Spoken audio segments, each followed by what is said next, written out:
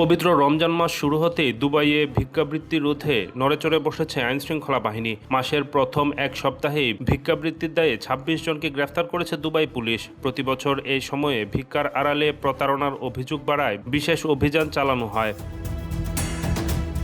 সংবাদমাধ্যম golf news জানিয়েছে, শহর জুড়ে পুলিশের অপরাধ তদন্ত বিভাগ সিআইডির অধীনে সন্দেহজনক ব্যক্তি ও অপরাধমূলক কর্মকাণ্ড প্রতিরোধ শাখা এ অভিযান পরিচালনা করছে। রমজানকে কেন্দ্র করে জনসমাগম বাড়ায় ভিক্ষাবৃত্তিও বৃদ্ধি পায় বলে জানিয়েছে সংশ্লিষ্টরা। পুলিশ জানায়, গ্রেফতার হওয়া ২৬ জন বিভিন্ন দেশের নাগরিক, তবে তাদের জাতীয়তা প্রকাশ করা হয়নি।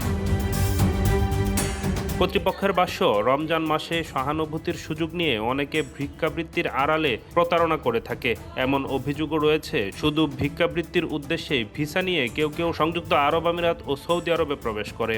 এ কারণে প্রতি বছরই রমজানকে ঘিরে বিশেষ অভিযান পরিচালনা করা হয়। পাশাপাশি সাধারণ মানুষকে সচেতন করতে সংযুক্ত আরব আমিরাতের বড় শহরগুলোতে প্রচারণাও চালানো হচ্ছে।